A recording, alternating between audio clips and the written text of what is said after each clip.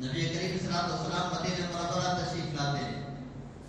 وہاں دیکھتے ہیں کہ یہود جو ہے محرم کے جو ہے عاشورہ 10 محرم کو روزہ رکھ رہے ہیں،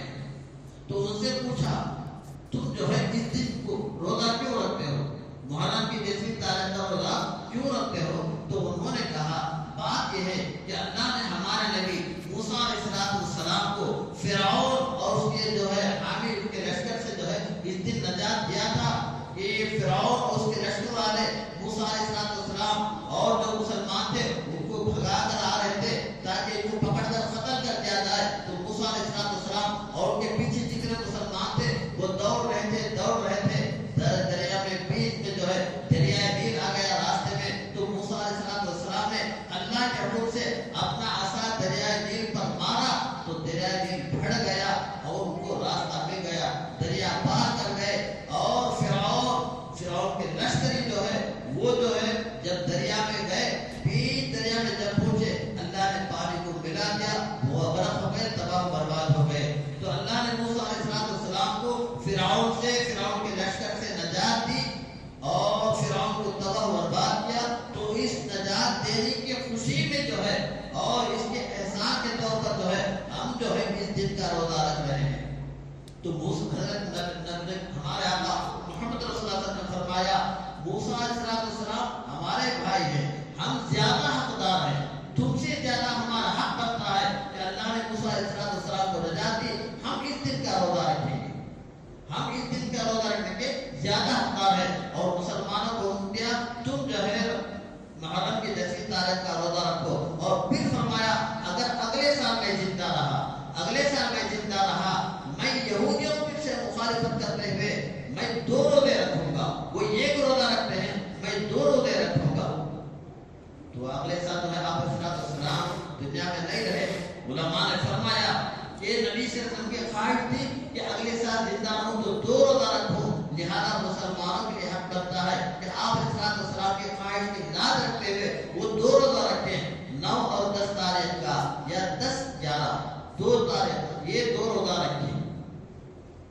تو عبادات کے اندر بھی نبی کریم صلی اللہ علیہ وسلم نے غیروں کے طور طریقے سے عبادات کے اندر بھی اگر ان کے ساتھ کچھ مشابہت ہوتی ہے تو خلاف کرنے کا حکم دیا، تم اپنی عبادت کو الگ شکل دو، ان کی عبادت کا طریقہ بھی ایک ہی ہے تو اسے الگ شکل دے دو تاکہ ان سے مخالفت ہو جائے۔ جب عبادات کے اندر بھی آپ ان سے مخالفت کرنے کا حکم دے رہے ہیں تو اور کاموں کے اندر اور ان کے مذہبی رسم و رواج اور ان کے تہذیب تمدن کلچر کے اندر اپنائیں گے تو نبی صلی اللہ علیہ وسلم کہاں سے پسند کریں گے؟ الغرض یہ محرم کا مہینہ ہم جو چل رہے ہیں اسلامی کیلنڈر کے حساب سے یہ سال کا شروع مہینہ ہے، پہلا مہینہ ہے۔ اللہ پاک سے دعا ہے اللہ پاک اس مبارک سال کو، اس نئے سال کو میرے حق میں، آپ کے حق میں اور دنیا کے سارے مسلمانوں کے حق میں اللہ پاک اسے امن کا سال بنائے، عافیت والا سال بنائے، خوشحالی کا سال بنائے اور ہر طرح کے دینی، دنیاوی، جسمانی، روحانی فکروں سے، آزمائشوں سے، بیماریوں سے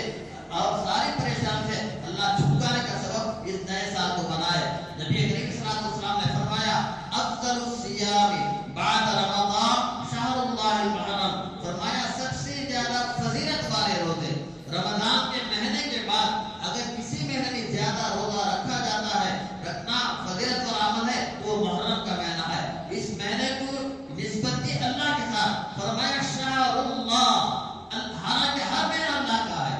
ہر مہینہ اللہ کا پیدا کرتا ہے، لیکن نسبت دی شہر اللہ المحرم، اللہ کا مہینہ، محرم کا مہینہ، تو نسبت اللہ کی طرف ہو جانے کی وجہ سے اس مہینے کو بڑی فضیلت دی گئی۔ اور آپ صلی اللہ علیہ وسلم نے خاص طور سے فرمایا صیام یوم عاشوراء احتسب علی اللہ ان یکفر السنۃ التي قبلہ وفی روایت اخرى والسنۃ التي بعدہ، فرمایا محرم کی 10ویں تاریخ کا روزہ،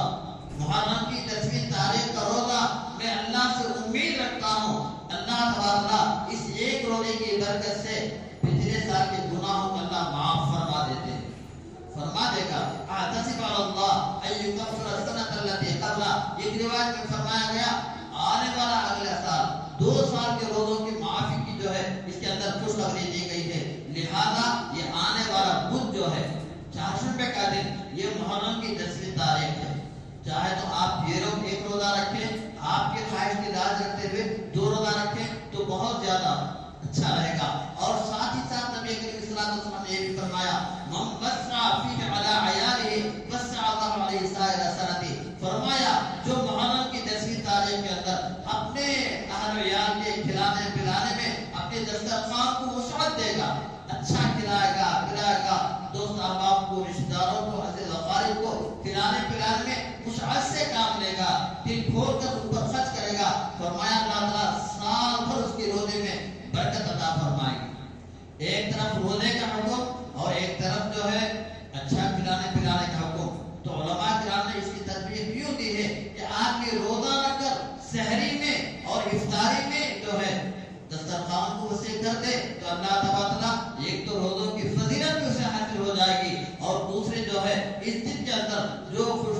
خوشخبری دی گئی اپنے دسترخوان کو وسیع کرنے کے معاملے میں, اللہ تعالیٰ وہ فضیلت بھی جو ہے اللہ تعالیٰ عطا فرما دے گا. تو اللہ سے دعا ہے اللہ پاک محرم کی 10ویں تاریخ کا پورا احترام کرنے, روزہ رکھنے کی بھی توفیق عطا فرمائے, اور اپنے اہل عیال کو کھلانے پلانے کا جو حکم دیا ہے اسے بھی جو ہے اللہ تعالیٰ ہمیں عمل کی توفیق عطا فرمائے. اور اللہ تعالیٰ اس نئے سال کو ہم تمام